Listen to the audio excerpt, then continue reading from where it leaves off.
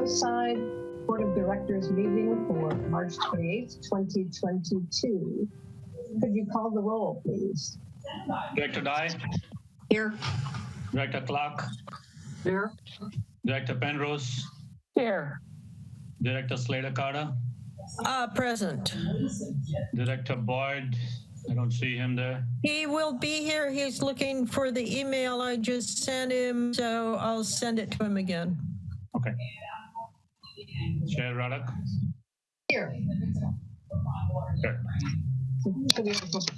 We can now open it to public comment.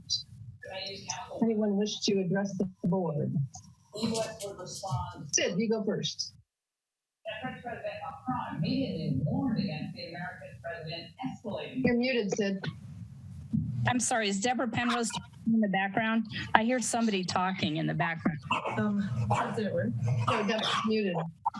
Yeah, somebody's not. Okay, well, what I wanted to say was I have asked at the MWSD meetings, but I've never asked Granada or Half Moon Bay how it is that you guys know you have delinquent property taxes, because I did notice that a very large hotel in Half Moon Bay is on a delinquent notice. In fact, I think tax default notice now. And, you know, that's 52 flushes and 52 showers. And that's a lot of, I mean, it says 18,000 for 1 year for delinquent sewer bill. Under it. Let me get you So how do you know when you're delinquent, when you have delinquent sewer tax collection on your? That's a good question. I can't answer that. Yeah. It might be that the county notifies the city. Yeah, except to identify the property. Yeah. Where did I put it? Sorry, it's I think 051. No. It's 230 Cabrillo Highway, south. Former Coastside Inn. Okay, so it's the Coast House. What? The Coast House? Yeah, I knew they named it, but I couldn't. I still hear a lot of talking in the background. I don't know if you're hearing it. Yeah, whoever is not muted, I'm looking, it looks like everybody's muted, except for yourself. Well, Barbara Dyke just muted, I think. Okay. Scott Boyd, have the record show that Scott Boyd has joined the meeting. So that was the question.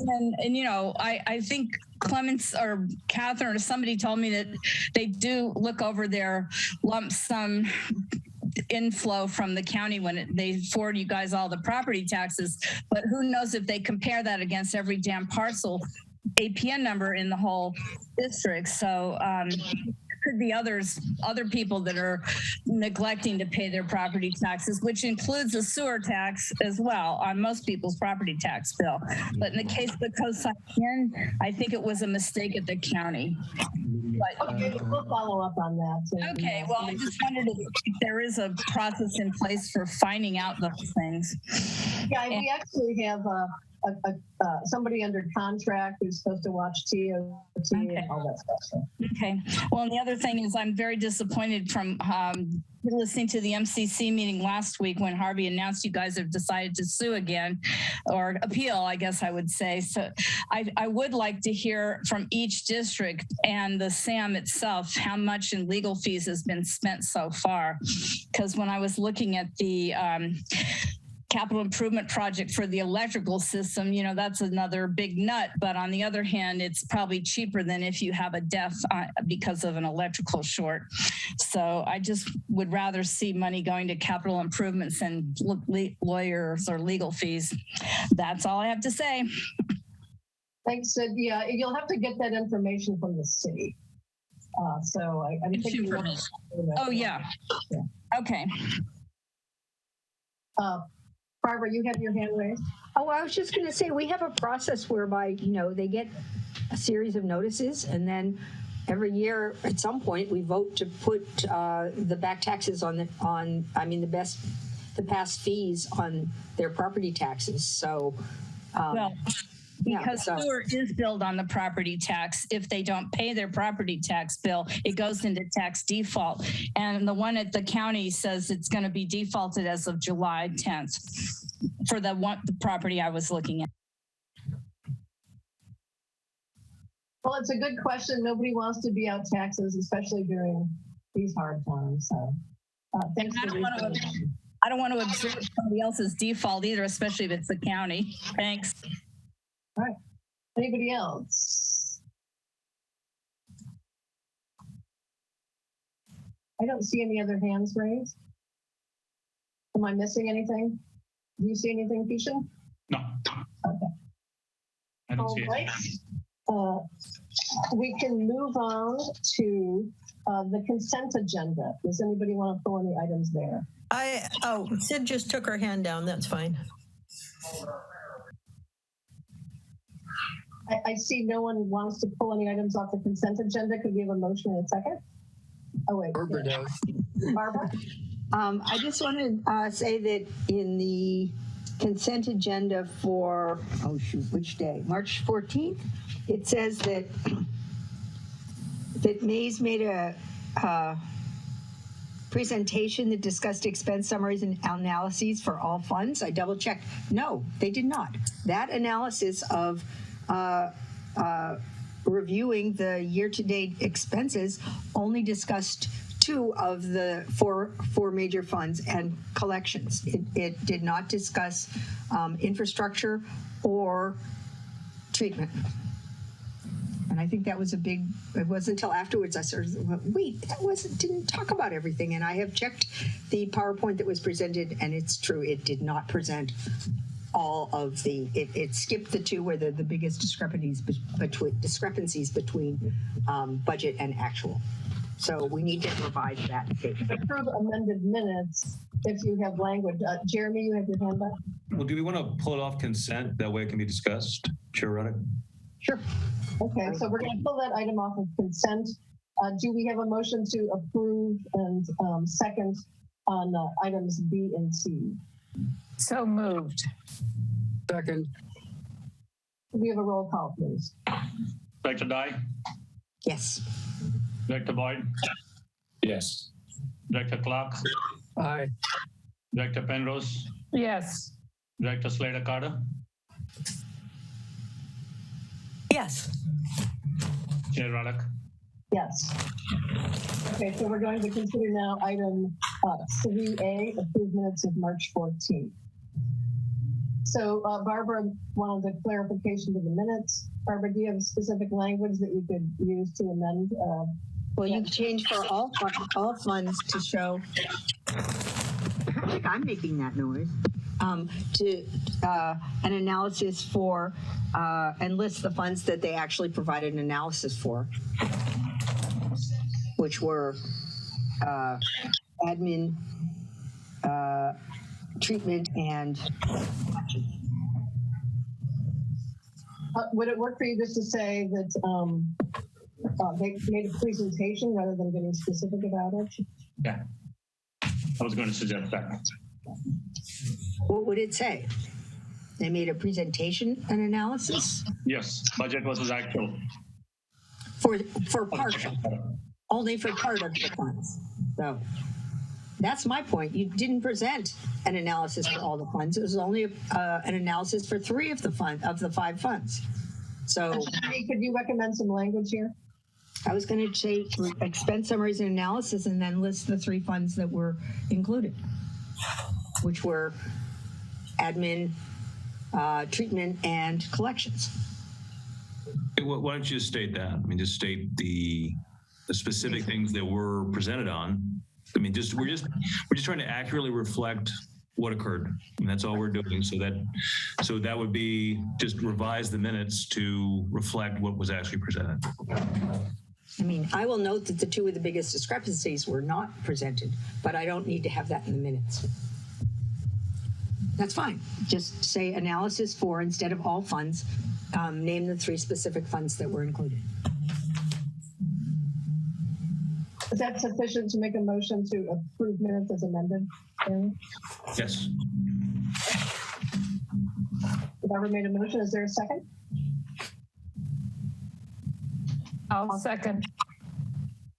I'll second that. I started. Yeah. Okay. I can have a roll call, please.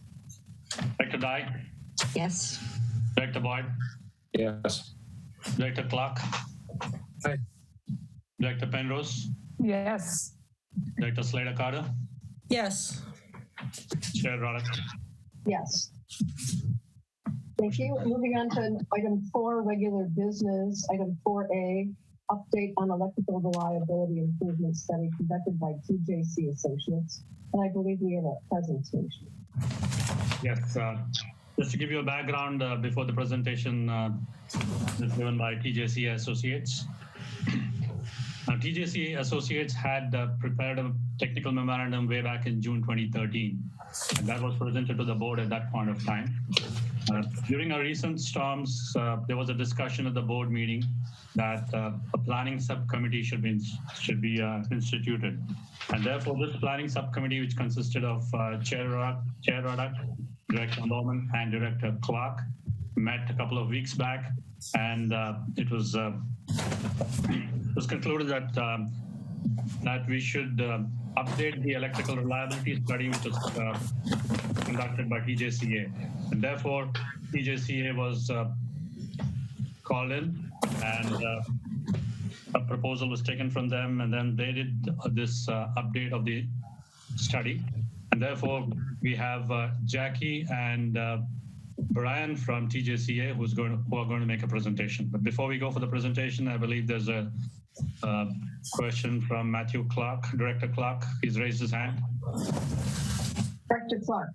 Yes, how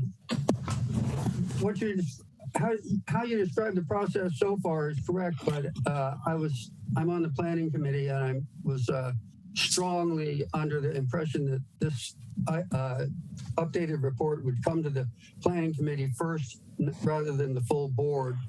And also, I know there's been no discussion by the member agency general managers of this because they haven't seen it either. So we have procedures. I think they should be followed. Yes. Kishan, are you going to take this one? Yes. In fact, I had sent out the study to the planning committee members and waited for a response. Since we did not get any response, it was decided that we should take it to the board first. And this is only for information. It's just, we're not taking a decision tonight on which option to take. It's just for information only. And that's why it's brought to the board today. Yes, I believe I was the only person who completed the doodle poll to look over this item. And then, we could give direction after hearing a presentation to send it to the member agency managers and the agency engineers to review. We don't have to act on it tonight. Clearly, based on the report and based on what we know, it's a kind of a urgent situation, but, we don't have to take a decision tonight. Director Dye. Just if this goes through the process and approved, where would the money for it come from? I'm guessing it would have to be financed. That is why this is not put up for approval today. It's only for information. It will be put up in the 5-year CIP program. And at that point of time, we can discuss it where the funding would come from. Director Boyd? I think one option we may want to, let's see the presentation, but it sounds like if the committee feels the need to take one more pass over it, one possible action after tonight is to send it back to the committee and let that happen. So I'm eager to see. I think taking the opportunity to share with all of us is good. So. Thank you. Okay, I guess we can move on to the presentation at this point. Okay. Very good. So, The people who aren't muted, mute, because we can hear a lot of background noise still. Thank you. So I noticed, Brian, could you mute? I see that you're not muted. Yeah, so we have Jackie and Brian, I don't know who's going to do the presentation. I've given you guys control so that you can share your screen. Thanks, Kishan. As Kishan mentioned, my name is Jackie Arama. I'm the project manager on this project. And on the call also we have my coworker. I'll let him introduce himself. Hello, everyone. My name is Brian Yazzolino. I'm the project engineer for TJCAA, and I've been working in the field for about 5 years. Thanks, Brian. I'll share my screen and mute my video so I don't have competing resources. Here we go.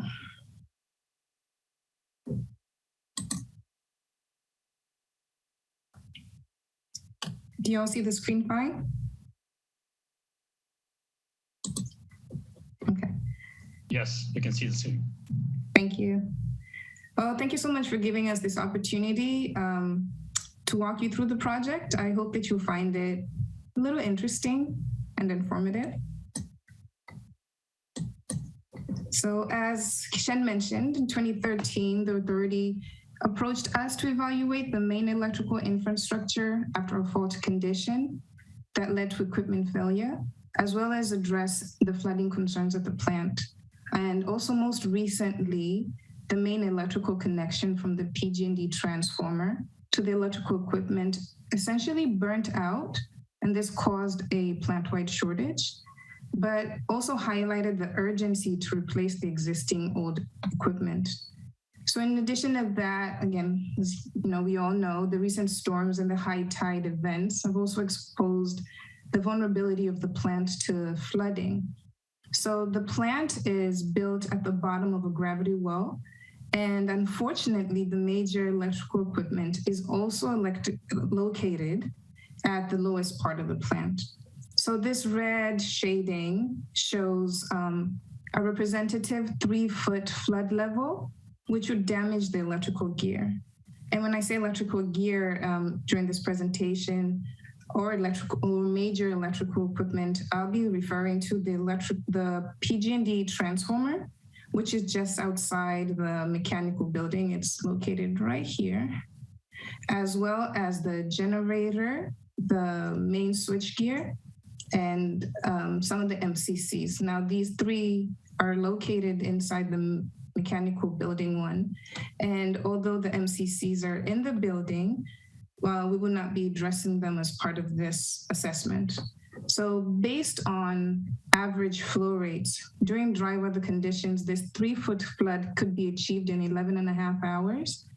However, during wet weather condition, the time it takes to flood the area drops to almost a quarter of that time, which would happen in about just over 3 hours, which would just be too fast to put in place any alternative methods to power the plant.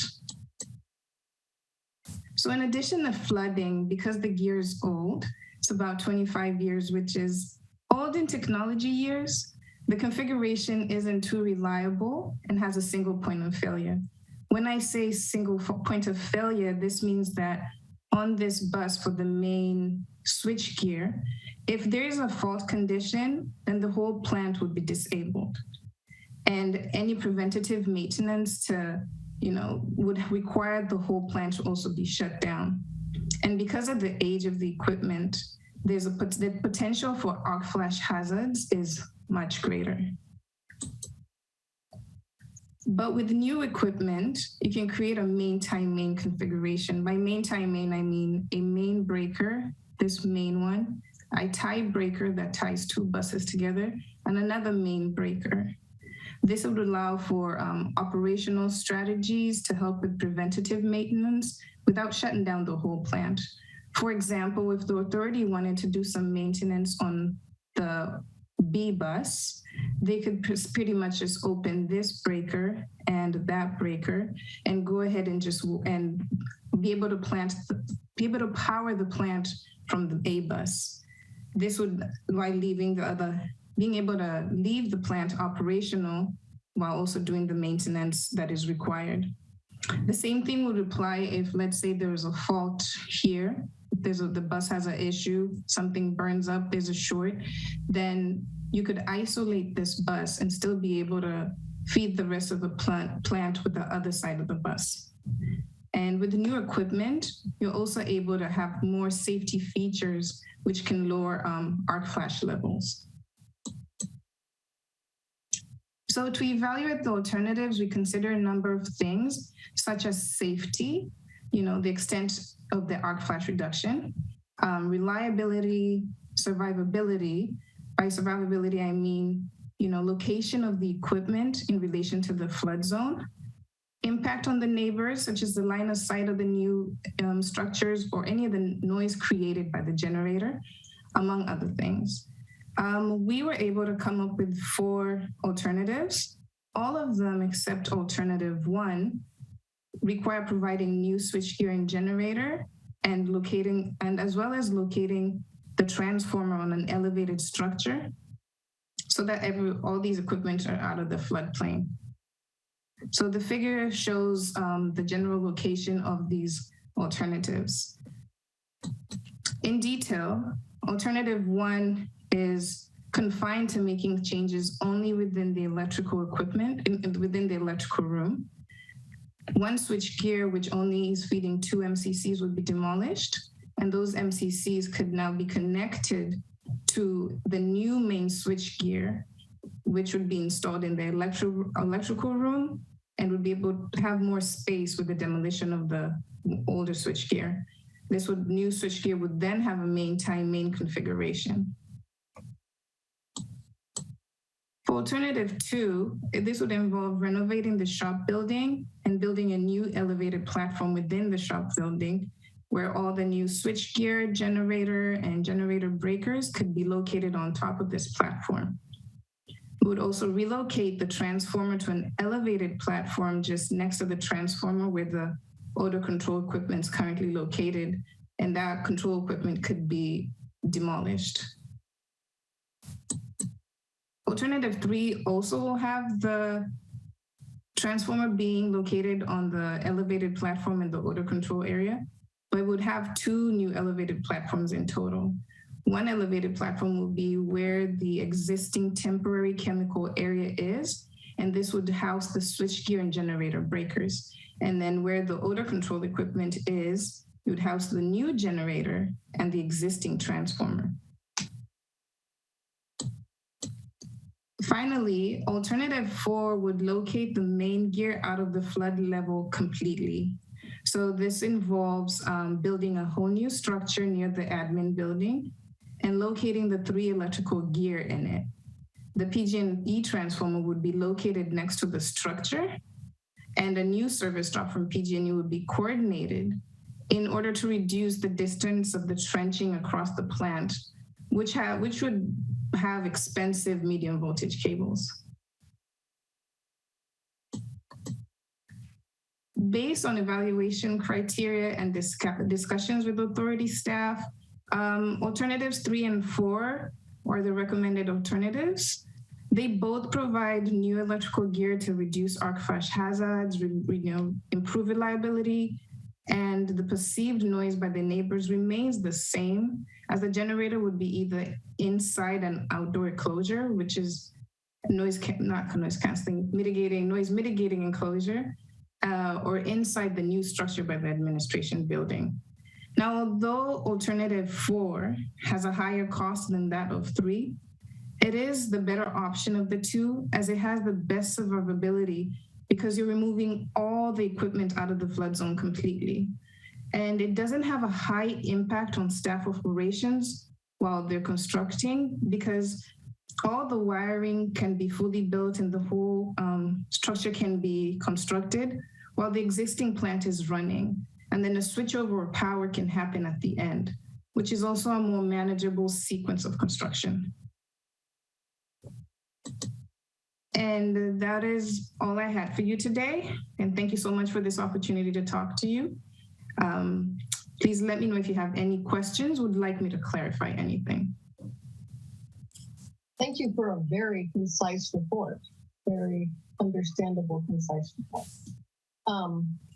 I'll start with questions from directors. I see everybody's eager to talk. I'll start with Catherine.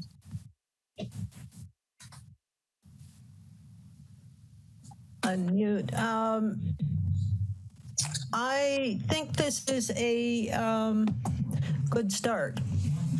I am going to be very interested in what the various costs are, and something I would like looked into as part of this. And I'm sorry the committee didn't add it, but I will here. And that is, if we were going to have more distributed treatment system rather than a centralized one, so that the various agencies might have the ability to put in holding tanks. Certainly Montero and Grenada have already put in 3. It would be nice if Half Moon Bay put one in, so that the flows into the tank can be controlled as part of this. And we have major geologic and other problems up and down this system, and given the proximity to earthquake faults and sea level rise and all of that. So I'd like also to have some discussion prior to getting too deep into this as to whether we can have a more distributed treatment system rather than the centralized one. Thank you. Director Clark. Thank you. First, I'd like to comment, I'm really glad to see that you incorporated into all 4 of your alternatives the change that will allow the staff at SAM, at the treatment plant, to shut off parts of it for maintenance at a given time, rather than the entire plant is either off or on. That was, that's good. I like that. Second, I have to point out that your figure 7 has alternative 4 labeled as alternative 5. That needs to be fixed. And most importantly, the paper report I received recommends alternative 2 in more than one place.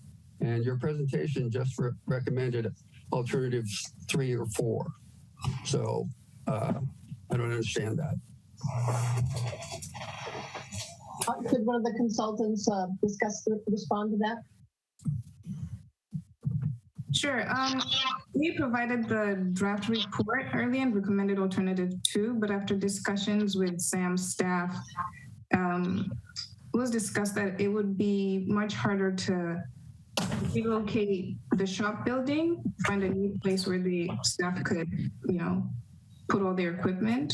Therefore, alternative 3 or 4 ended up being the recommended alternative, and would be narrowed down to one or the other, probably during preliminary design, after there's been a more time to evaluate the options.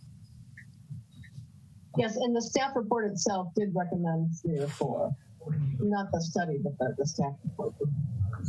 I'm only taking director comments and questions at the moment, so I'll take Director Boyd next, and then we'll get to the public. Thank you. I have a couple of questions. One, did you examine the feasibility of establishing a cofferdam around the existing structures? No, we did not. We only looked at electrical changes or changes to the electrical infrastructure, not necessarily structural assessments. I think you're likely to hear someone else raise the same question. I've been wondering, and just in terms of holding back water, buying ourselves time, cofferdams know how to do that. A question on the split bus, the main proposal. It sounds good at a certain level, but I am curious about the crew's assessment of what are we left with in terms of available power and available equipment tied to the power in the different fault modes. Does it actually buy us what we think we're buying in terms of having some infrastructure that's still operable even in the case of a fault? And my question there really is to Keishan and staff, the crew, about do you see these scenarios leaving us with enough to operate, or does it run some risk of bifurcating in a way that doesn't leave us enough to respond with? Actually, Director Boyd, if I may, I could answer partially your question. Alternate 3 and 4 would probably be best, wherein we can have a smooth transition to the new proposal. We do have a couple of electrical equipment which we can isolate and then disconnect at a later time and keep the plant running. So that would be possible best in alternate 4. And that's precisely what a lot of other establishments, I think it was South San Francisco, who did the total change of electrical building and electrical improvements. They did a smooth transition by having the existing one operating and then constructed the new structure a little away from the old one so that they could transition it easily. Did that answer your question? It does, to the extent that it sounds like you've been thinking this through. I just want to make sure that as we look at a suggestion for a reconfigured arrangement, that we don't wind up with, we've got an MCC over here and an MCC over there, and we need to use them in conjunction, or those kind of questions. But it sounds like you're thinking along those lines, so that's good. Thank you. Director Penrose, do you have any comments at this time or questions? Not at this time. Okay, so I have one. All the projections around sea level rise that I've read, specific to the county and San Francisco Bay, talk about groundwater being an issue potentially long before actually wave overtopping or sea level rise. Did you consider the issue of elevated groundwater as part of your study and the problems associated with that? No, we didn't look at groundwater. More, as mentioned before, more on the electrical side of things. I'm not knowledgeable enough to be dangerous when it comes to geotech or structural. But that is something that we could definitely, at a later date, talk to. We do have a structural engineer at the company. We could talk to them about such things and whether those would affect any of the infrastructure to be built or whether it would affect what is existing currently at the plant. Yeah, potentially I think groundwater might be an issue, but I don't know. It might not be, but I think if we decide we're going to leave it in place for an extended period of time while we assess, other issues like, distributed wastewater treatment, I'm just wondering if that poses any level of risk. Are there any more questions from Barbara Dye? Yes, my question is to Kishan. Is this something that you have any sense might be suitable for grant funding? Yes, in fact, we have already put in an application, and the sub-application, we've been approved to provide the complete application. So a sub-application has got approved for this, and I'm actually having discussions with Cal OES tomorrow morning, and this is one of the projects which we are discussing. Is a potential project to be funded. That's good information. Anything else, Director Guy? Okay, I'll move on to public comment. Sid. My question is for, I forgot her name already. Sorry. You're the presenter. Was that 2013 report, did they make some improvements when you gave that last report that you mentioned? That could be answered by Keishan, I think. Okay, well, either way. Yes, they made some improvements. In fact, they came, visited the site, saw what all equipments are being used or not being used, and then came up with this modified, updated technical memorandum. So this report is based on the 2013 report, but since the catastrophic or fearful flood of December 14th, 2021, it became much more of an issue. And it was deferred at the last time when they did the 2013 9-year-ago report or an analysis. That was the question. Did they do anything since that last report? No, we did not. Sam did not do anything since the last report. Okay, so I was listening, and I don't know much about electricity, but I sure know that water and electricity don't mix. And I fear for the workers that work at the plant, especially the December 14th flood, where it wasn't so much groundwater, it was creek overflow from Pilarcitos Creek and the excess rain water that was being discharged that couple days. But can they make a raised platform if they do a new building, like in alternative 4? Because it seems like even if sea level rise or groundwater were to be considered, if they made a taller platform before they put all the electrical equipment in, that could buy them a little extra time. Is that something that was considered or not? The elevated structure to raise the equipment is not being considered right now because that is going to take a lot of disrupting to the existing equipment. But what is being considered is some sort of an elevated structure to the entry of the building. That's where the water comes inside the electrical building. So we're considering something of those temporary, temporary structures which could save us this and mitigate us from getting flooded. Well, I guess I meant the alternative 4 was to build another building, right? Because that would be the least disruption. I thought I read that. And if that was the case, would that building had a higher foundation so that if water was to come from the creek or other places, sea level rise or groundwater or whatever, it would have a little more chance to not be flooded in the building where the equipment is, if it had a deeper platform. That's my thought. I don't know if you understand what I'm saying. Yeah, I do understand what you're saying now. Let me just give you an idea about the elevations. The alternate 4, which is being suggested, is very close to the admin building. And there the elevation is about 25 feet above sea level. And the present electrical building, which we are considering, which is likely to get flooded, is at an elevation of about 13.6 feet. But not just level, but what about the creek? I do not know the elevation of the creek, but I believe it is close to the admin building, so it will be somewhere around 22, 23 feet. Okay. That was what I think was the big concern back on December 14th during that big storm, was that the creek started flooding towards the plant, correct? It actually didn't come inside the plant at all. We could only see it from outside the seawater, water level rising outside the fence. Oh, okay. I saw it in the grass nearby, but I didn't know where the property line was. Thank you. That's enough.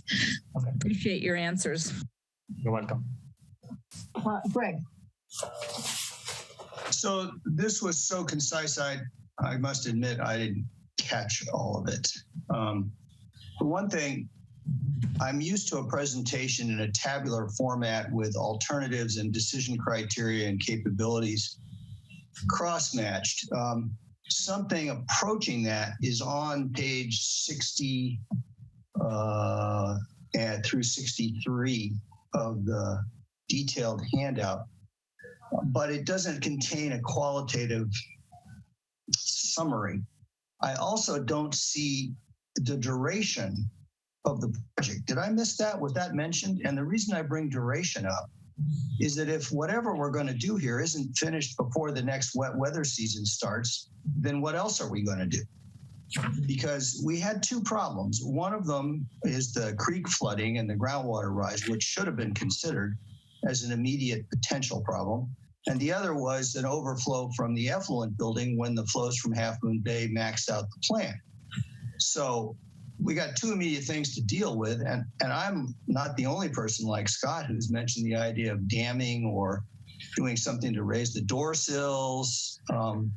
So I think I would like to know what the duration from now to fully certified complete is. And if it's longer than the next rainy season, I'd like to suggest that there needs to be something else done along the lines of damming or sealing the building, whatever.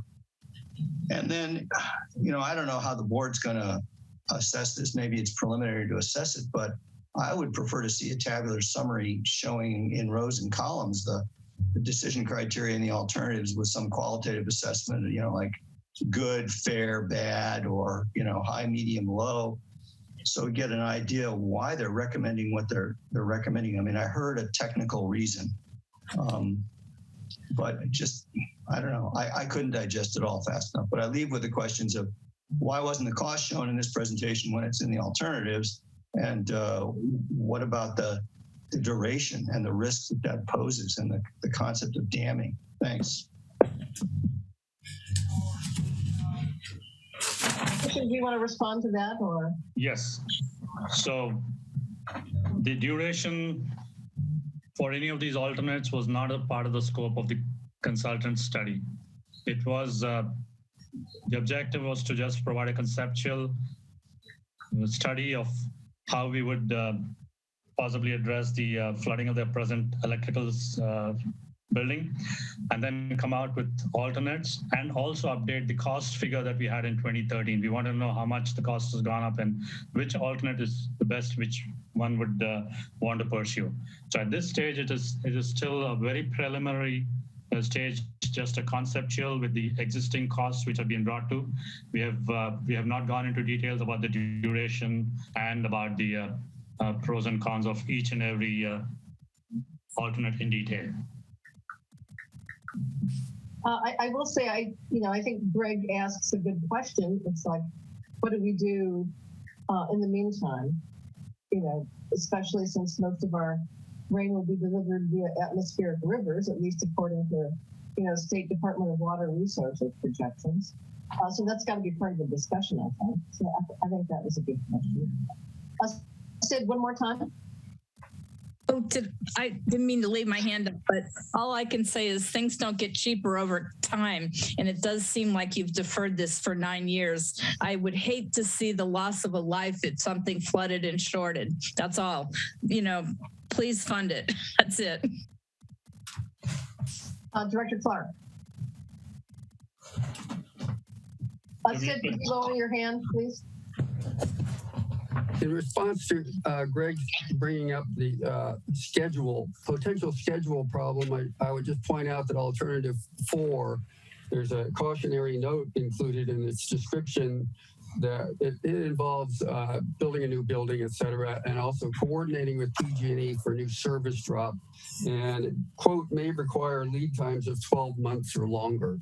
So if we go for alternative 4 at whatever meeting we address this, we're looking at another wet season happening before we get the situation remedied.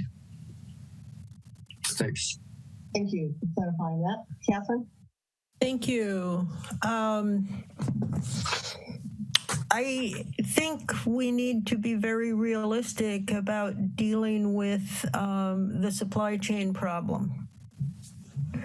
We're not, depending on what is needed, we could be looking at long delays and not to mention price increases. Certainly the last builders estimates from last January to from January 2021 to January 2022 was close to 20%. So I agree with the fact that we need to be looking at what we can do for short-term emergency. When we had the BOD problems, staff was very, very good at finding, and staff and engineering were very good at finding ways to solve the problems when the standard formulas and equipment wasn't available and we were still having the problems, and staff and engineers kept us out of a lot of fines that could have been due to supply chain problems. So given the reality of today's world, we have supply chain problems, we have funding problems, and we need to be taking those into account. In addition to looking, I'd like to see a short-term emergency plan as well as a long-term fix. Right now, all I'm seeing is a long-term fix. And as I mentioned, we have other things that probably can be done. I would also, and as I said, I'd like to see the ability to shut down the flow for hours if necessary, or reduce the flow for hours if necessary from each of the member agencies. That is one of the ways that we can help solve this problem. Thank you. I agree. I think when we give direction, and I'm guessing it's going to be to send this to the member agency managers and engineers, I think we want them to review the concept, but I do agree. I think we want to look at potential short-term fixes. We learned recently that we have the issue on the creek of the age and condition of the stone dam, which buttresses Pilarcitos Lake, and it's basically San Francisco's emergency water supply. We get some water from that. It's on their CIP for 2024 or 2025, but they did a hydrographic study and along the creek for a relatively short duration, but in places the water could be, if the dam failed, water could be as deep as 25 feet in some places. It's catastrophic along the creek, including the areas along south of 92. So, an event like that would have, I'm guessing, repercussions for the plant if water rushes down and is very deep, and not only deep but has force. There could be issues there. So I haven't read the hydrographs myself yet. I intend to, because we've been talking about locating public facilities in the area. But that's one thing to keep in mind. But at this point, directors, would you like to proceed in terms of the recommendation?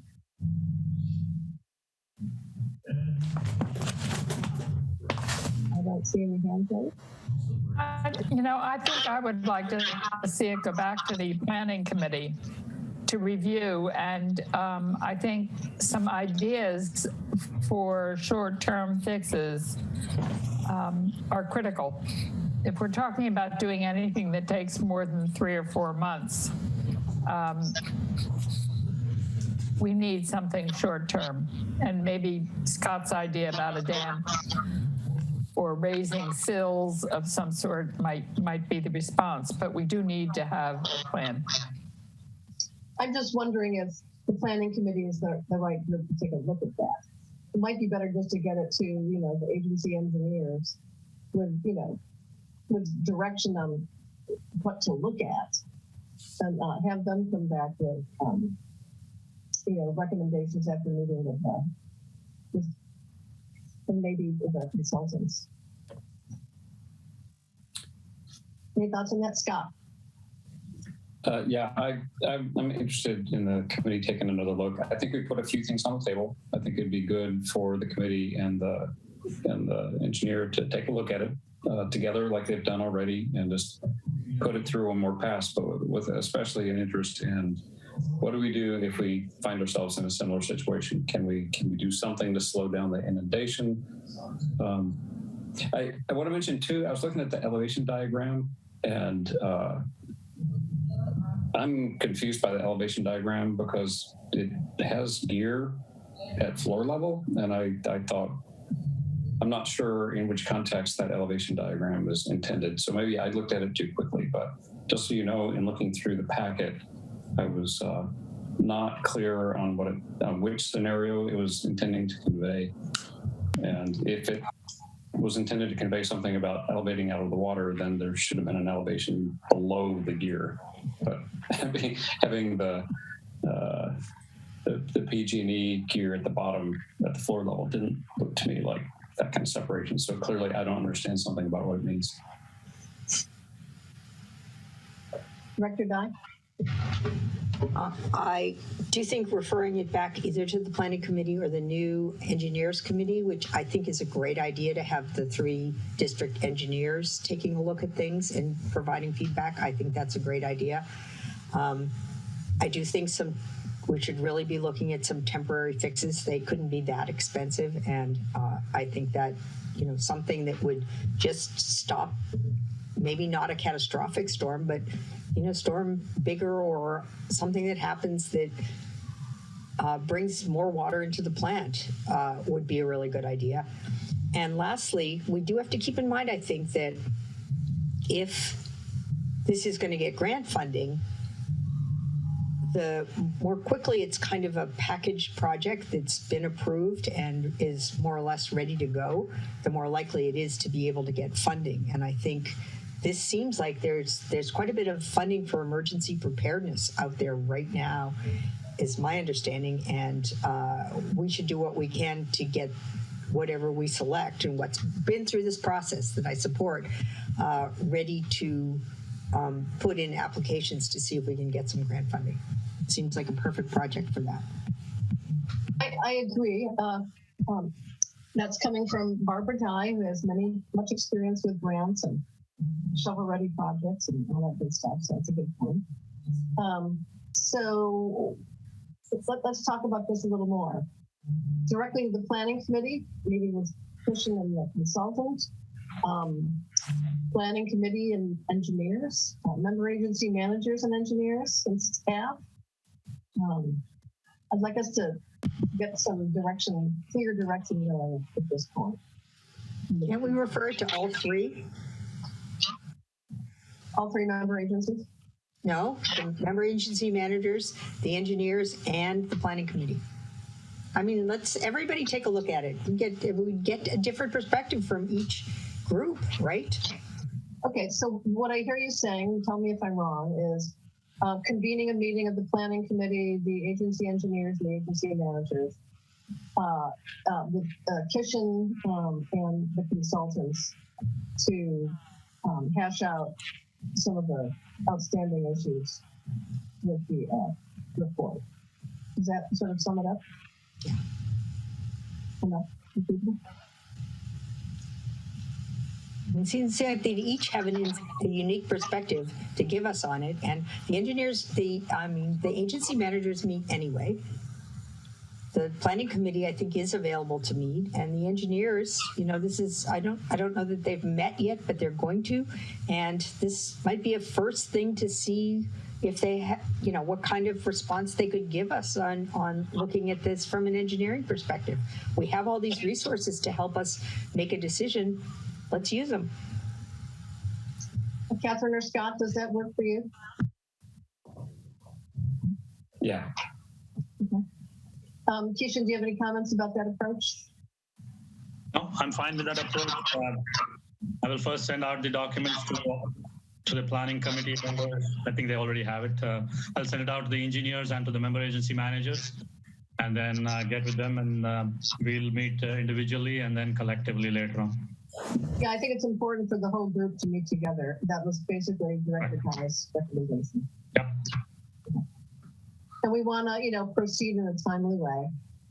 This is not something I would put on the back burner. But the engineers committee has already had one meeting first, and we've got our directions what needs to be done. But we'll add this also to one of our many lists to do. And I would just say that it also is important to say to both to the engineers and the agency managers that we want this project ready for grant funding. Catherine? You're muted.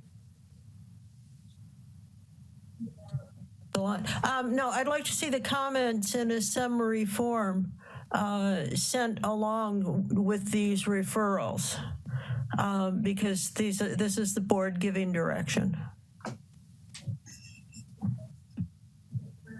Okay. Kishan, if you have any, questions regarding people's remarks, you just check in with them. But yeah, I thought some, good issues were raised. Yeah, we've got everything. We'll take care of it. So let's move on to item 4B, discuss proposed contract collection services. Okay, before we go there, thank you very much, Jackie and Brian, for the wonderful presentation. Okay, moving on to the next item, which is Thank you. moving on to the next item, which is item 4B, discuss proposed contract collection services budget for financial year 2022-23 and authorize the general manager to submit it to the participating agencies for approval. I have a short presentation, but before I go there, I'd like to thank everybody who was involved in getting this collections budget as well as the general budget in place. First, of course, to Peter, who was earlier with Maze, who's no longer now with Maze, and Brandon, who is with Maze right now, and the entire team of Maze, who helped us put this document together.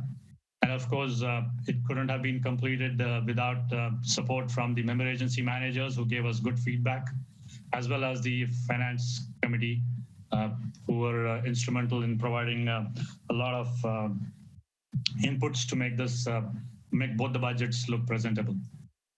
And I have with me Catherine Krish, who is the partner overseeing Maze's governmental accounting services practices. She is there. We used to have Peter earlier, but Peter is no longer with Maze right now. So Catherine is here along with Brandon. So would you like to say a few words, Catherine, before I jump on to the budget presentation? Sure, Kishan. Thank you so much for having me and Brandon tonight. I just want to introduce myself. I'm Catherine Yuan Krish. I've been with Mason Associates for 25 years, all with municipal accounting and auditing experience. And I look forward to working with the board and also the staff. And thank you again for having us tonight. Okay, so if I may, thank you, Catherine. If I may share my screen and then start off with my presentation.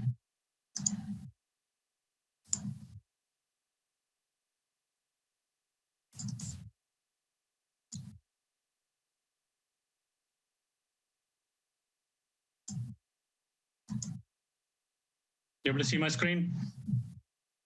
Okay. So I'd like to mention that the budget, which is the collection contract services budget, as well as the general budget, which I'm going to present later, was the 21-22, that is the last, this is the present budget, was actually presented to the board last year on April 26th. So we're actually 1 month earlier, we are presenting it this time. And all that, the team that I mentioned helped us put together. I forgot to mention that it couldn't have been possible without the good efforts from our finance officer. So the collection budget has been prepared based on these assumptions that all agencies will have a minimum of 50% of their lines cleaned on an annual basis. This was the same assumption we took last time also while preparing the budget. And discussions have been held with the member agency managers that once 50% of all the systems have been cleaned, then the remaining time, SAM's staff will coordinate with the managers to identify the most critical work which is to be performed, and then we'll utilize the balance of the time to complete those tasks.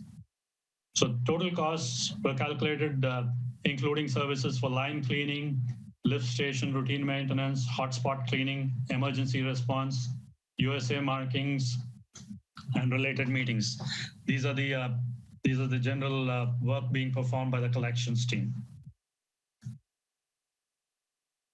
No additional manpower has been included in this budget. All authorized positions, which are 4, are included in this budget, and all applicable merit step increases are considered as 1 step only.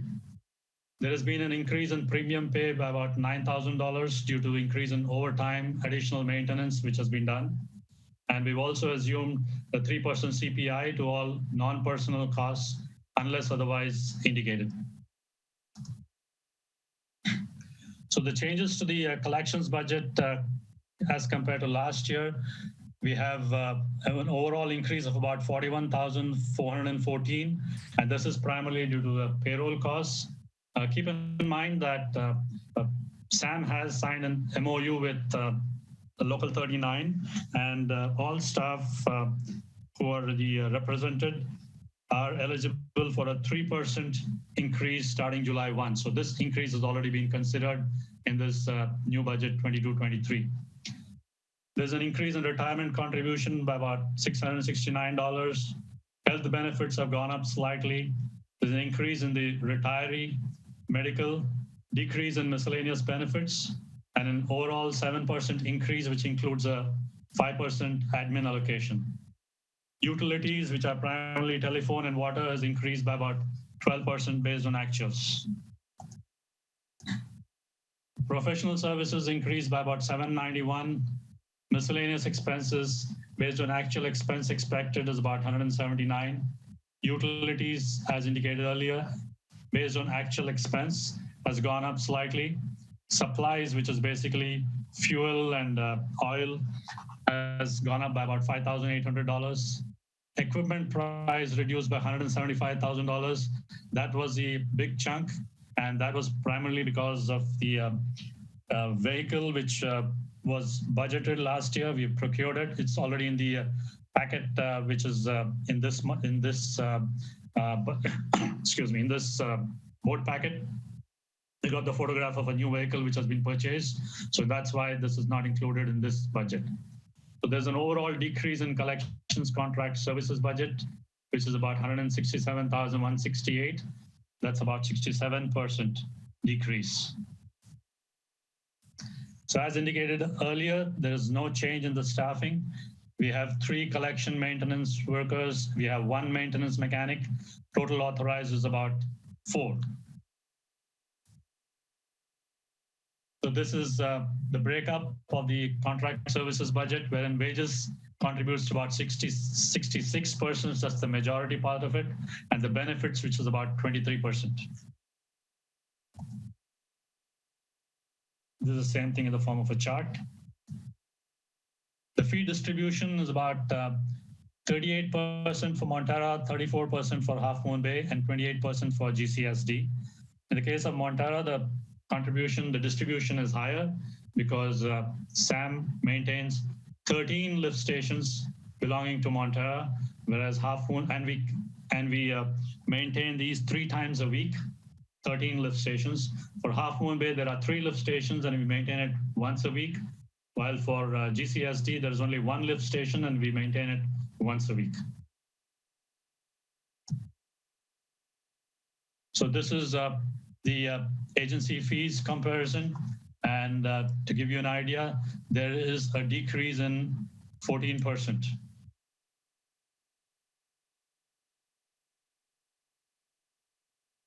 Any questions?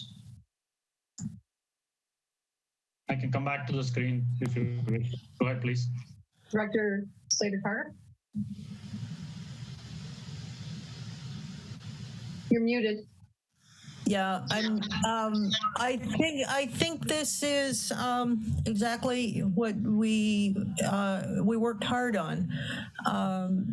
And as somebody on the finance committee, I recommend that we adopt this and send it on to the member agencies.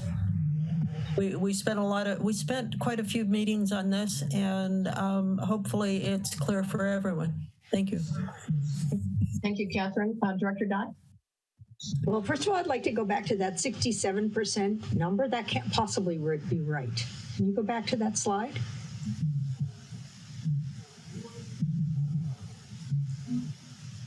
Is this the one you're talking of?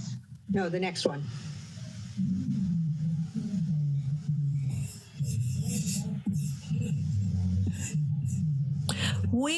That was supposed to have been correct. Yeah, I just don't think that number, that 67% is correct. Let's see, we're talking about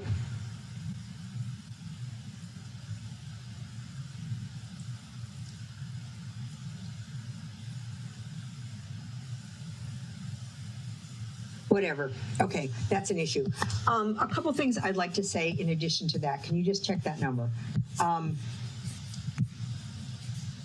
First of all, I think the collections contract that we have is excellent. I think that they do an outstanding job, and they work really hard, and they really do take care of all our systems. So I think the fact that they're local, that we contract with Sam for this is a really benefit to our district, and the fact that we have these competent people who are coming and making keeping the systems going is really a benefit for all of us. So I support the whole thing.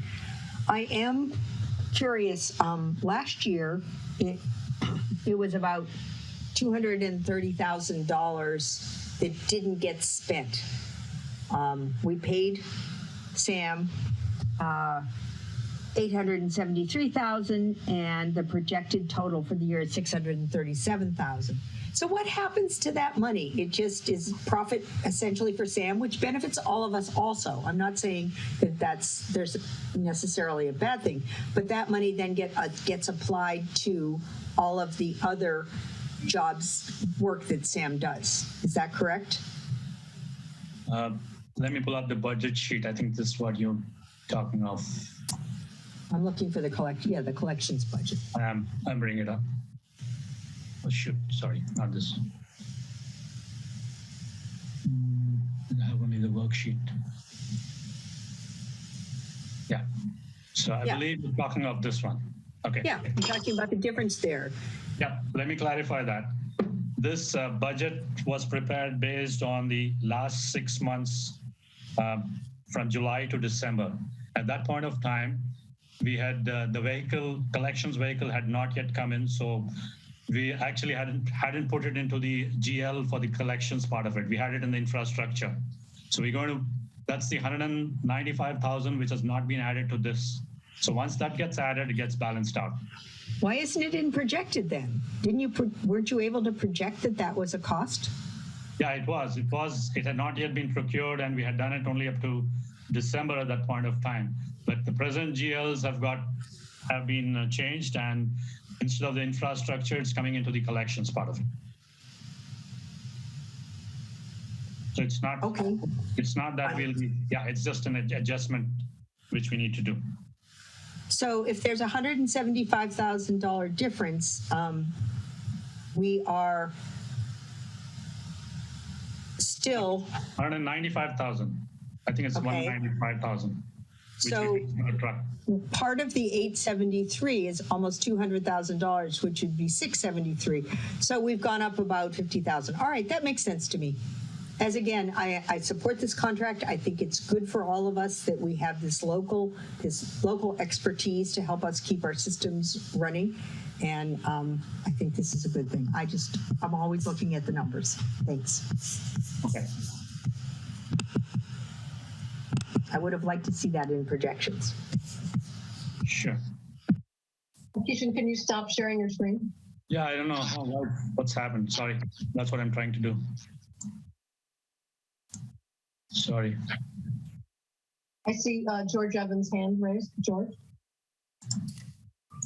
Yeah, I just wanted to explain the projections, how that works. When we're doing the budgets, the first thing we do is, first of all, look at the prior budget. And then based on the first 6 months of the year, we bring the numbers in. So then we go line by line and look at, as Barbara suggested, every item. And we do try to add some stuff that we are confident is going to be there. The truck, which, as has been said in prior meetings, we really were debating about whether or not it would come in time for this year. Now, it did come in and it's now in the GL. So, the next time you see that report, it would be included, but there's lots of stuff that may or may not come in. So it's still just a projection based on 12 months and then us looking at, sort of betting on what's going to come in or not come in. So you're right. Like if we were doing it today, now that we're at the end of March, we've got 9 months and that projection would be a little cleaner, but we're sort of, the budget process is a long and especially the finance committee knows, because again, I'll echo Kishan's thanks for the direction from the finance committee, because believe me, as anybody that works with numbers know, the more you look at them, the more they bleed into one another. And it really is nice to have those eyes saying, hey, does this make sense? And believe it or not, there's times you're looking at stuff and exactly this truck, you know, we looked at it and said, we really don't know, is it going to arrive in time to be, you know, in next year's money? And so again, it's when we're looking at budgets, and you'll see it in the next budget too, there's things where you say, well, if that's a projection, where's all that money? Again, we're just guessing on what's going to come through and not come through. And we're really trying to do our best to get it dialed in as well as we can. So I just wanted to clear that up.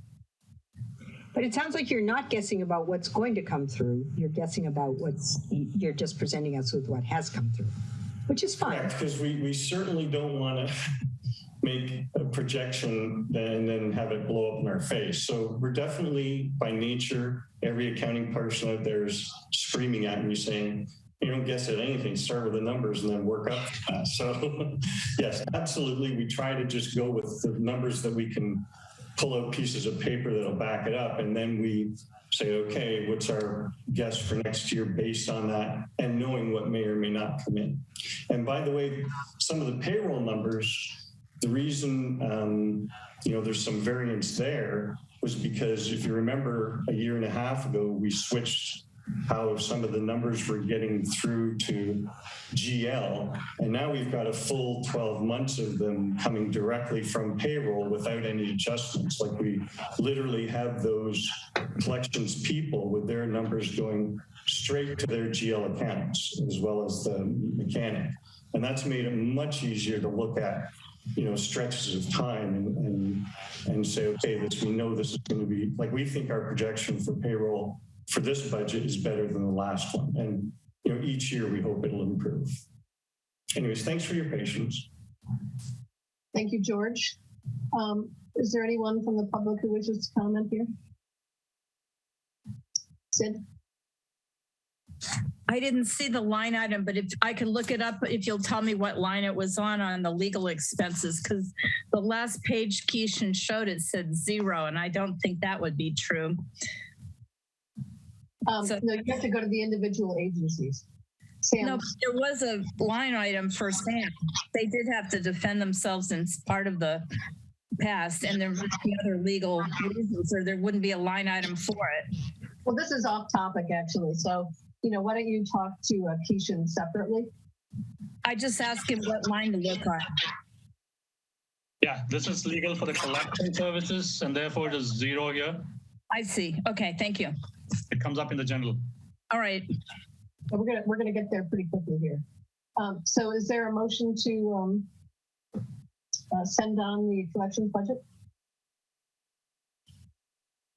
So moved. I'll second. Do a roll call, please. Director Dye? Yes. Director Boyd? Yes. Director Clark? Aye. Director Penrose? Yes. Director Slater-Carter? Aye. Chair Ruddock? Aye. And our thanks to the collections team who do such a good job. Thank you. Thank you all. We're moving on to item 4C. We're going to discuss the proposed general budget for fiscal year 2022-23. Okay, yes. The same thing holds good. What I spoke for the collections, the general budget was also discussed with the member agency managers, and then thereafter with the finance committee. And this has been brought to the board for submitting it to the member agencies for approval. So please let me share my screen, walk you through a quick PowerPoint.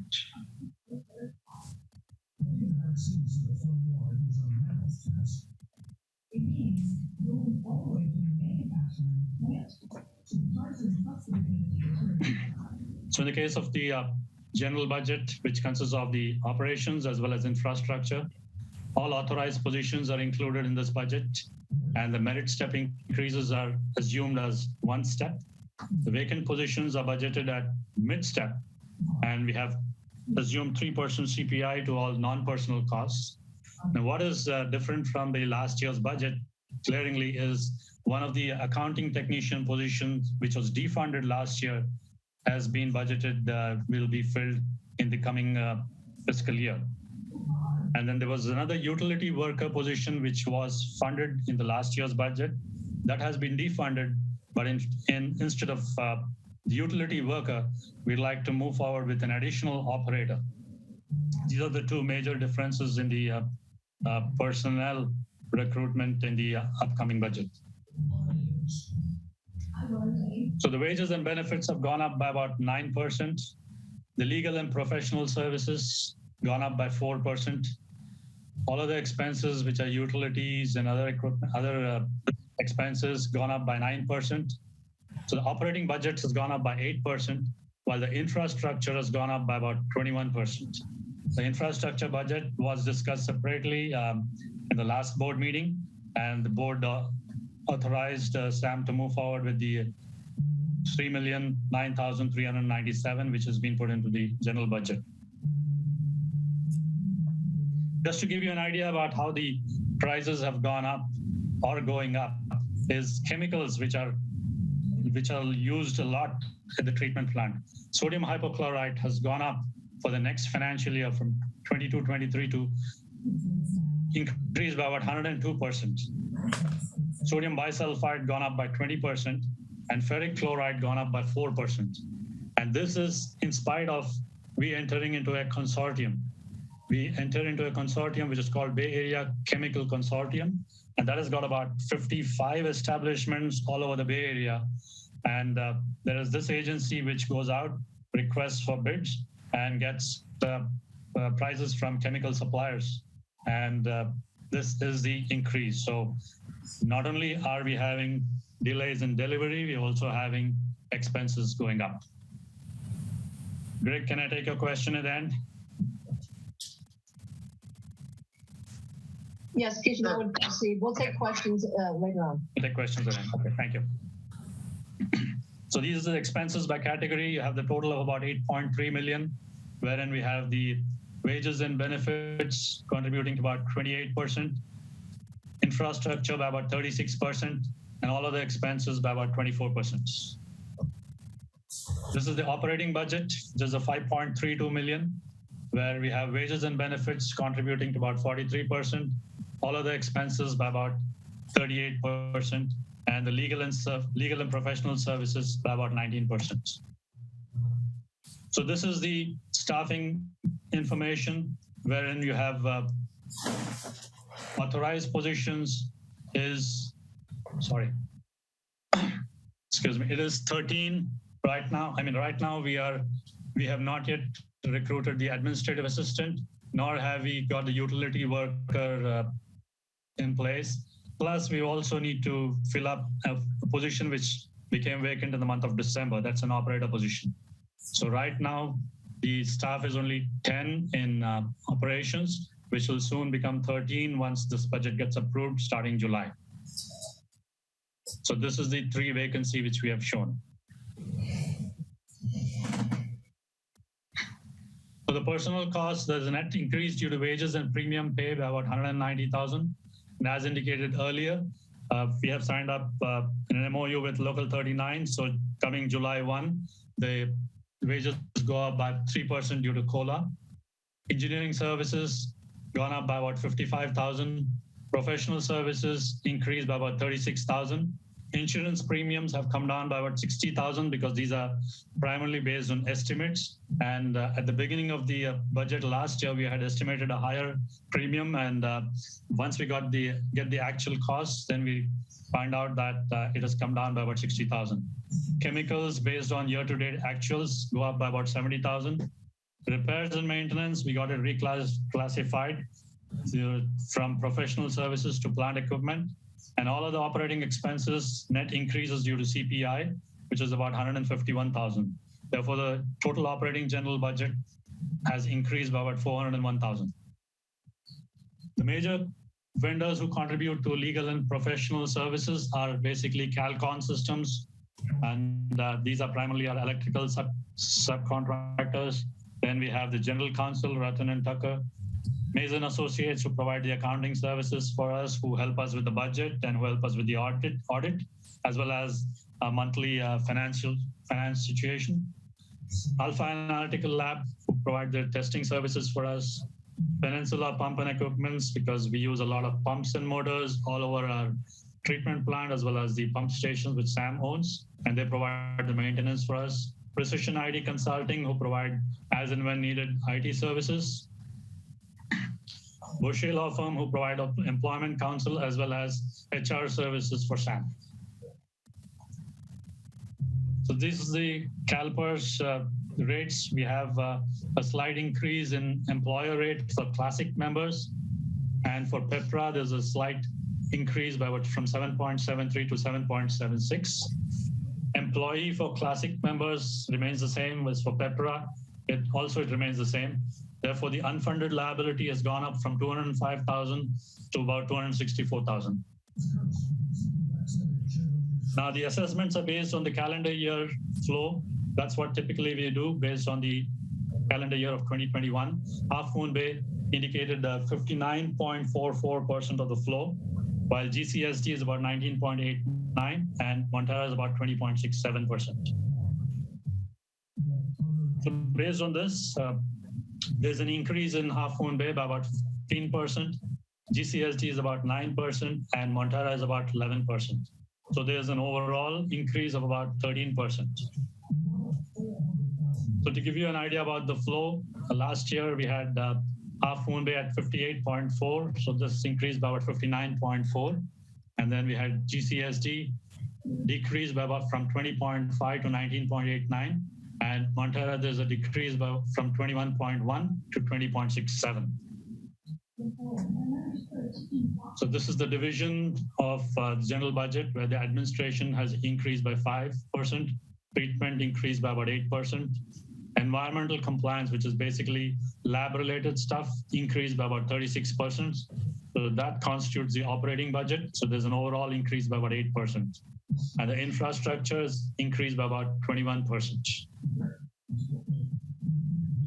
That's it. The forum is open for questions and discussions. I can get back to any slide if anybody has any questions on a particular slide. I'd like to hear from directors first. Director Don.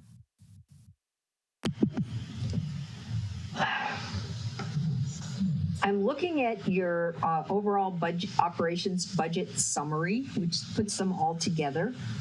And I'm interested that in 2019, 2020, and 2021, you're showing no expenditures whatsoever for infrastructure. How can that be?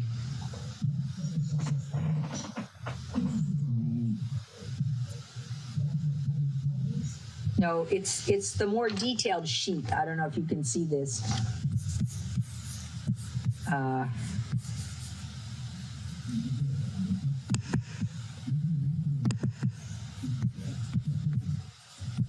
Was it my slides? No, it's not one of your slides. Okay. I'm holding it up. It's this one. It's this one that gives all the numbers about. Got it. No, it's not right. We already have the infrastructure, status of the infrastructure projects in our monthly package, so we'll make sure that we revise it to. Well, that's only 21, 22. I'm looking at 2020, 2021. And I know we've been told that it's too much trouble to go back and figure out what the expenditure, what the CIP budget was and what was actually completed or done. But I'm just still, I have to say, I'm still troubled by that because we're looking at a really big infrastructure number for this year. And right now, I mean, I understand I've looked at the expectations for the past year, but it seems to me we need to look at the workload and so forth of Sam as we're paying this money to Sam to do all these infrastructure projects. And right now, it looks as if you have most of last year's projects unfinished And I understand that they get started one year and then they get finished the next year. But you're looking for the full $3 million from us for the year ahead. And I assume that there's stuff in 2020 to 21 that didn't get done. So how are we supposed to understand, you know, the workload on you and the status of these projects that we're paying money for? That's what I'm, as you know, I've expressed this before. It's something that concerns me, and I support these infrastructure projects, but we've been paying a lot of money for infrastructure projects. And Director Guy, I see Brandon has his hand up. He might be able to answer that question. Brandon, can you address that? Yeah, I just wanted to address the infrastructure on the budget summary for 1920 and 2021. It's a little bit deceptive on the budget worksheet just because since it's only counting the expenses, all of the infrastructure expenditures that were then capitalized at the end of the year no longer show up on those lines. But that doesn't make sense. I mean, how are we supposed to understand what projects have been done? It's too hard to go back and tell us in 2021 what projects were completed. Can we have, if it can't show up here, it's too hard to give us a report on that? So we could discuss ways to make it more clear for future ones. My initial idea off the top of my head would be for in a future budgets to include some kind of informational line where it would show the amount that was expended before it was capitalized. That way it doesn't look like there were no expenditures for those 2 years. Okay, well, I would really like to see that. And when you look at, you know, this year, it has 2021 adopted and projected, and we have a good status report, and I understand that they're all being worked on. But, you know, I think when we're looking at the overall workload and the amount that we have paid for all these projects, it's important to look at this all together. And my other question is, there's a report in here that talks about this year's expenses that are not from the capital improvement program or the infrastructure budget that are going to be capitalized, correct? That's the separate report that you've provided for us? Yes, but that's in the manager's report. If we could discuss on the budget, which is being projected, that would be better. And then No, but this affects the budget because are you saying that those all those projects come out of the infrastructure number? Where do those get charged in terms of the overall budget allocations? Do they come out of infrastructure or do they come out of somewhere else? No, we need to capitalize those. So those get capitalized at the end of the year. And which part of the budget did they come out of? Treatment? No. They come out of infrastructure. But we never authorized spending on those items as part of the infrastructure budget. We specifically are given a list of things that infrastructure is going to do, and those are different things. Yeah, we could always, if that's the case, actually we discussed this in the finance committee meeting. I'm not sure why we bring it up again here, but nevertheless. Well, I don't have a good answer, so I'm bringing it up again. Perfect, no problem. We can discuss it in the finance committee again and see what we need to do, whether you want us to go back to the member agencies and say that this is to be funded. We can do that since we had projects which were not done for various reasons. We thought we could take the funding from there, and we have got approval from the board to do those projects. It's not that Sam has done those projects without approval.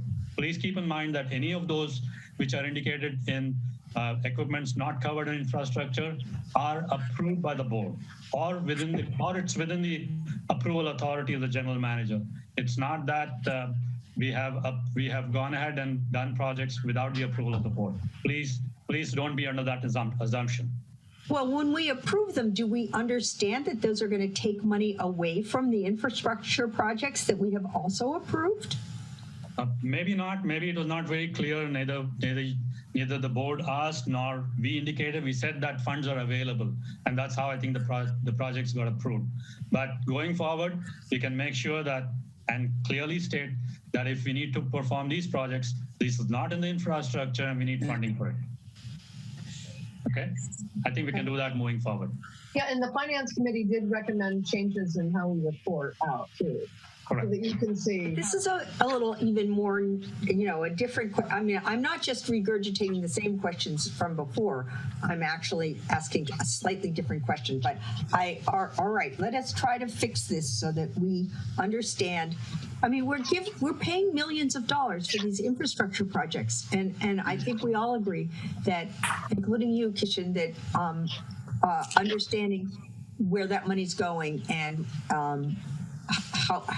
how those projects are getting accomplished is an important part of our obligation as board members. So yes, definitely we understand that, and we will provide updates regularly and keep you all informed about it. And can we get 2020? I'm sorry, I didn't mean to cut you. We're sending it along. There's room for more investigation by the individual agencies. Okay. But we're approving $3 million tonight, so. No. Well, we're sending it to the agencies. Yeah. We're sending a recommendation to support $3 million more to the agencies without really knowing where our past money went. We're not adopting it, so there's still time to question and get answers. Director Clark. Hi. On page 8 of the staff report for this agenda item, which is also page 76 of the overall packet, address is the fiscal reserves. And there are two, emergency repair reserve and the operating reserve. Under emergency repair reserve, it says target, an emergency reserve of $1.25 million. Is that money in that reserve now? Yes. Yes. Okay, good. And then operating reserve is targets an operating and cash flow reserve equal to 2 months of the fiscal year budgeted operating expenses. Is that money in this budget, or does it exist? It exists. It's available at a LAIF and it's available in the bank. Okay. And there's another $1 million. There's another unallocated $1 million. In a unspecified reserve? Yes. Okay, that answers, I think, what was my bottom line question, because I think elsewhere it says this budget projects $0 to the reserves for next year. Yeah, we don't need to. Thank you. Director Boyd. So of the items that we're talking about in terms of trying to look retrospectively at projects completed, things that have been capitalized, would it be, Keishan, would it be that each one of those would have involved a completion bond, or some of those below the threshold of where we would have established a completion bond? Just like when we go out to bid, I mean, we often have to approve the final payment, and to get staff agreement that it's time that they've met all the requirements and that it's time to make that last payment. Would we be able to tie it to that? Is that something that would be reasonably simple to go dig up? You mean for the projects which were not listed in the infrastructure? Is that what you're talking of, Director Boyd? Yeah, I mean, not knowing the list that Barbara has in mind, I'm just wondering, is there some reasonable rubric that we can use to go at least get a good set of these and just go look at all the votes on the completions? I don't know how much of that would be swept up in that, but maybe it's a simple thing to do. Alternatively, as things are being capitalized, it seems like a perfect opportunity to every year to update a list of, and here are the things that we completed this year. Ultimately, I would love to see for every project on the CIP, some measure of progress and dollars spent on everything as we go. And then as we complete, we've got the accumulated number attached to every project. I think that kind of transparency would be helpful for any director who's trying to get a sense of, what have we done in the past? compare and contrast against what we're proposing to do going forward. And by the way, I want to say I'm really glad to see us doing this infrastructure spending. So I'm not looking to do anything other than ask some questions to maybe see what might help answer the kind of questions that Director Dye has. That's the kind of reporting that we actually asked the Finance Committee asked staff to prepare. Yep, and we prepared it and projected it to the Finance Committee a couple of weeks back, and there were some modifications suggested. So we have incorporated those modifications, and it's in the board packet tonight as a part of the manager's report. And we're willing to modify it further based on feedback, what we receive today. We can always improve upon it as we progress. This is the first time that we are presenting it to the board. It's a part of the manager's report. Okay, well, thank you. I must admit, I didn't get quite that far into the packet, so I'll go take a look. Yep. Director Dye, do you have another question?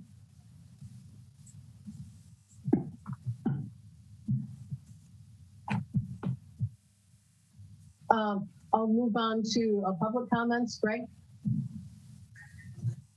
I had a couple of questions about whether the cost curve for the entire operation has changed and where that might be reflected in the budget. This goes back to I think you guys called it an upset that started a year and a half, 2 years ago. So I'm wondering the increase in the lab costs, the increase in the chemicals, what do you think is a permanent change in the budget? How much is this upset ongoing costing us? And where is the non-domestic waste source control program reflected in this budget? Is it breaking even? What's the forecast? I didn't see that. Thanks. Yeah, the non-domestic program is presently a pass-through to the member agencies. That means we bill the member agencies depending upon what expenses we incur, and that as of now, we haven't yet got that into the general budget, the non-domestic waste source control program. And as far as plant upsets is concerned, we have, for the last year's plant upsets, we had distributed that in professional fees. That was from Brown and Caldwell, which was a major chunk. And of course, a large part of it was also on the lab costs and chemicals, which was under environmental compliance.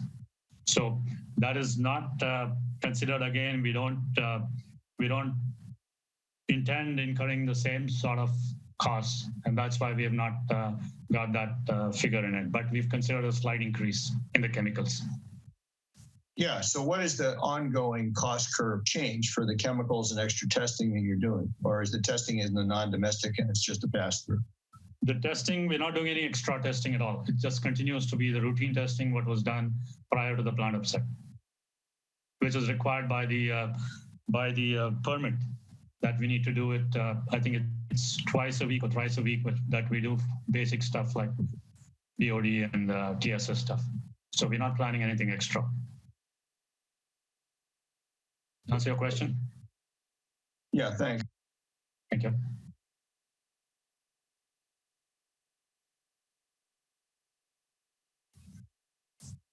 I don't see any other hands raised. Should we have a roll call on a motion to authorize the general budget to be sent to the member agencies for approval? Do we need a motion, or is direction sufficient? Good discussion. I think you need a motion. I'll make the motion. I make the motion to send the general budget on to the member agencies. Do you have a second? I'll second. Roll call, please. Director Dye? Aye. Director Boyd? Yes. Director Clark? Director Clark, you're muted.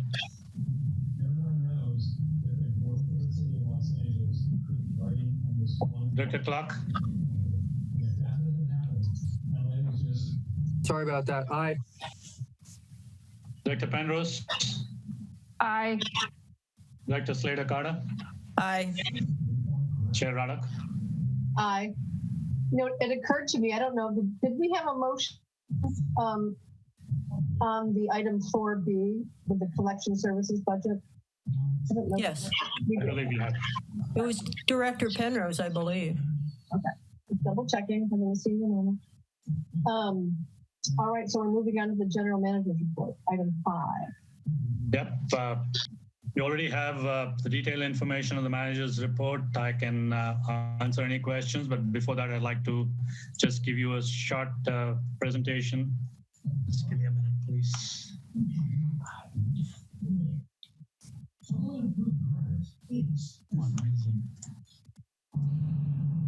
Sorry.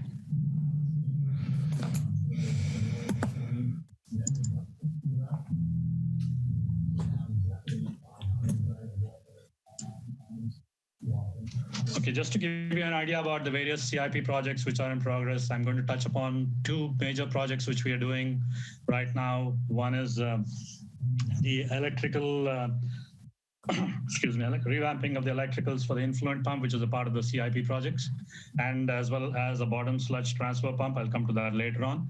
But this is just the CIP project in progress.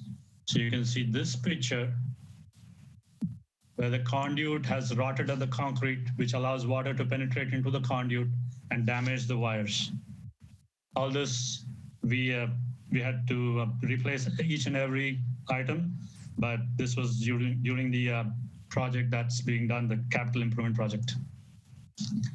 You see this part of it where, sorry, yep.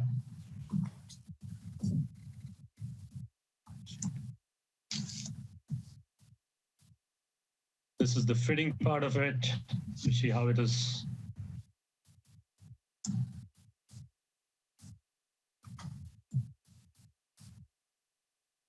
You see this box here, which is about the water damage at this junction box, which has happened. Inside the damaged junction box were the wires, and you can see all the corrosion. You see half of the junction box is missing, and the remaining half is corroded badly. All this is in the, when we did the influent electricals for the influent pumps.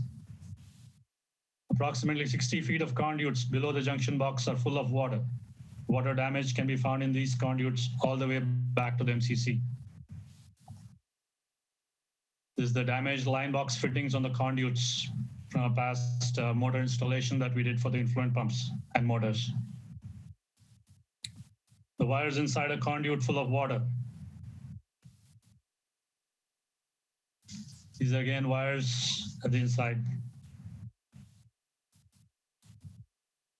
Now, this is one of the capital improvement project, which was not in the infrastructure budget, but we had to do that based on a safety audit, which was done. We found that the safety ladder, which is to the left here, this is badly corroded and nobody was required to go up this decant tank, but still this ladder was there. So we did an audit and we had to replace this ladder, and this ladder is replaced now by this yellow color safety ladder.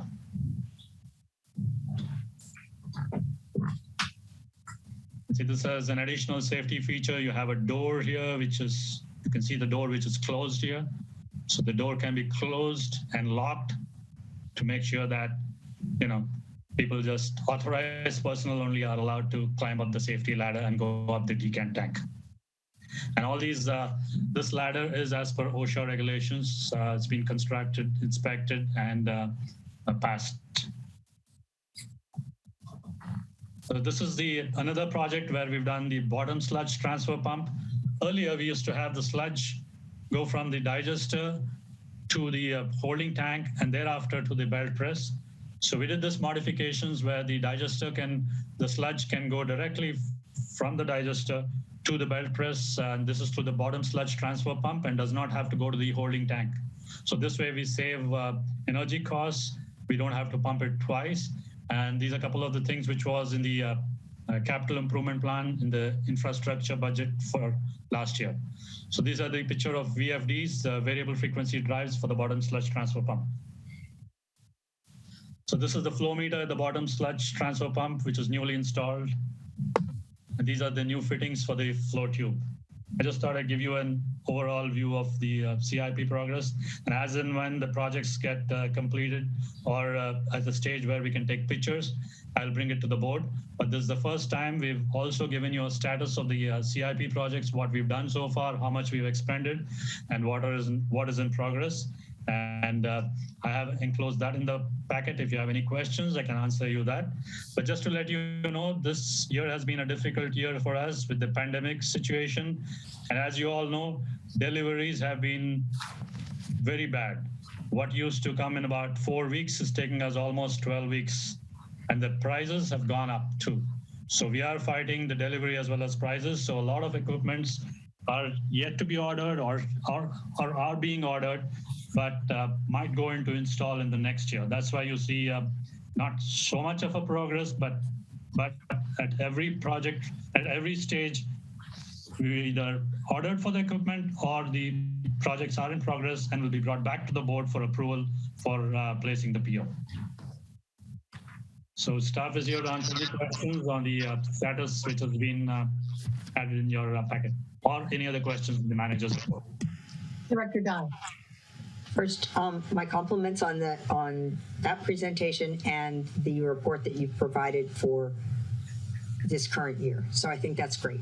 And I think we'll get to a point where we really have a good sense of where the infrastructure money is going. So thank you for doing that. I actually have kind of a small question about the ongoing contract collection services report. It says that, this is probably for Tim or I'm not sure who it's for. Under GCSD, it says on 210, had broken a lateral blockage with a hose the night before, went back to televised today. Thumb drive was dropped off at district to make determination of next step. How did the lateral blockage get broken? I didn't understand this report. Since it's a GCSD, I wanted to just know what happened. Usually on those reports, what I do is I just sort of take a synopsis of the actual call out that happened. So that's kind of, how you say, like a shorthand version or, Reader's Digest version of what happens. So what they did is they went out there at night and they broke the plug in the service line or the lateral with the hose to restore flow for the homeowner through the night. And then when it was daylight, they went out there to readdress and reassess the situation. Does that make more sense? Yes, and thank you. I mean, sounds like they went above and beyond, or I guess that is part of what they do, and we should appreciate it. So they rather than breaking a lateral, they broke the blockage with the hose. Yeah, maybe just the way that I wrote it is just not. No, it's fine. I think I just wanted a clarification when I read it. I wasn't clear. Thank you so much. I appreciate these detailed reports that we get. Okay, and I hope everyone has noticed the picture of the new truck in the manager's. Yes. Thank you. Yes, I think you should do a press release on the new truck. The new truck is very cool. Yes, we already have that in the postsidebuzz.com. Michelle had put up a small notification along with the picture of the truck as well as with the employees. So she did a good job. We always want people in the picture. Yep. So our guys and girls. Sid? Well, not to beat a dead horse, but when I looked at some of those pictures of the capital improvement projects and the before and afters, how could you let it get so bad where it's so rusty when it's an electrical equipment that, humans have to be near and stuff? How does it get so bad? Keishan, I guess. Yeah, I mean, only when you open it up, you find out these are all hidden conduits or inside these switch box. So only when you open it up, then you realize that that's why we put it up in the infrastructure budget last year. We realized that this had to be done ASAP. So they got that way over time, but nobody had been inspecting those particular items. No, I don't say that nobody was inspecting it. In order to inspect it, we'll have to pull up a lot of stuff and then it might be buried underneath. So it gets hidden. That's more explainable. I guess I'm just shocked that it got so rusty, but you are in a wet environment there. Thank you. Catherine?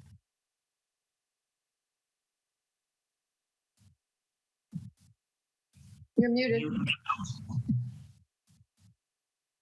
We've had a circular door of managers.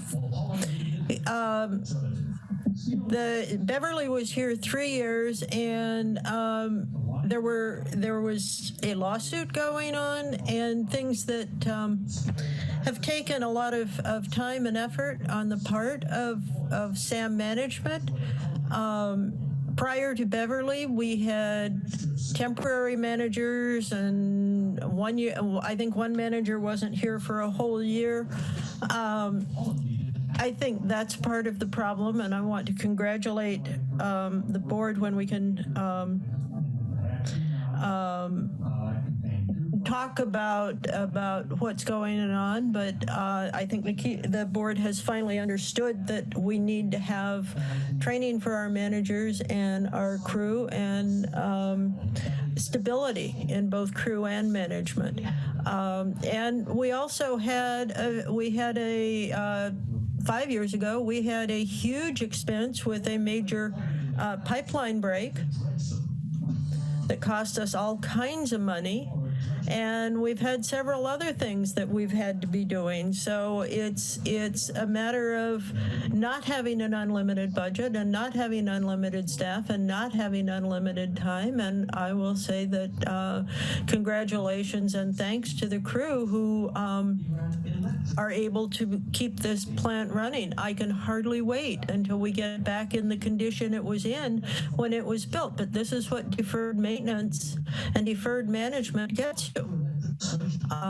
And I'm very proud of this current board because we are, and the current member agencies, because we're looking at and fixing these problems. And you're going to see more of the past, and this board has decided to take care of things going into the future, and I hope it becomes a culture for the member agencies and for the board. Thank you. Scott? Yeah, I just want to say that, these pictures are great. I'm a little sad to see what's in some of the pictures, but I'm really glad that you got the pictures and that it shows that you and the team are looking into these problems and surfacing. You got to look under the rocks to know what's under there. So good job, and please keep it up. Glad to see it. Thank you. Okay, are there any director's reports? Catherine and Sid, could you lower your hand, please?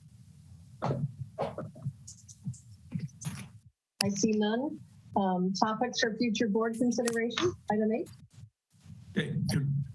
Chair Ruddock, I'm willing to be skipped. We're getting close to the end here, but. Oh, sorry. I'm sorry. I just skipped right over you. Attorney's report. Thank you. I will keep it exceptionally short. AB 361 and continue to have virtual meetings. Obviously, it's getting close to what we thought was going to be the deadline. The information I got from some folks in the know who spoke with the governor's office was the governor's office's position is that until the state of emergency is revoked, local agencies such as SAM have the ability to continue to use AB 361 to have virtual meetings. So as of right now, there's no need to stop doing that. We'll need every 30 days, the board will need to make findings that social distancing is still needed. There's certain findings that have to be made, but it seems like we can continue to do that. I just want to make the board aware. The other issue, just very quickly, the governor issued an executive order for drought, dealing with the drought today. A lot in there. There is a little bit on recycled water, but it's primarily going to affect folks on the potable side, but it could have some significant impacts, particularly for groundwater management. So just wanted to make the board aware of that. Thank you for letting us know. I missed that. So. Yeah, I'm happy to circulate, I highlighted part of it, but I'm happy to circulate it to Kishan if you or to the board, whatever folks would like. I would appreciate that, actually. And also, it would be great if you could circulate the electrification consultants PowerPoint to the board, the agency managers, and the engineer, along with the report itself. Yes. Which PowerPoint was that? I'm sorry, I couldn't quite hear you. The first one, the first item. The first item, 4A. Oh, okay. Gotcha. You don't have to worry about that one, but I thought I would just combine two asks. Yep. Okay. Any director's reports? Director Dye? Actually, I wanted to ask for an agenda item. I would like to have a report on how the NPDES program is going. And it's my understanding that there have been some pretty expensive requirements, or suggested at least. I don't know the details for some of the businesses, and I would like to know where we stand when you can do that. Thanks. I think that's a good idea. So you mean the? I will talk about getting on an agenda. Yeah, I believe you're talking about the NDWSCP program, not the Yes. NPDES. Okay. Well, yes, that's what I meant. Sorry. ND, yes, whatever. Yeah, you get it. No problem. Yep. Okay, so I think with that, we will, are there any closed session items that we need to adjourn to? I don't think so. I confirm with Kishan, but I don't think we need any. No, we don't need any items for discussion. We don't have any items. So it's 8:57 and we can adjourn this meeting. All right. Good night, everyone. Thanks, everybody. Good night. Thank you, everyone. Thank you. Good night and have a pleasant tomorrow.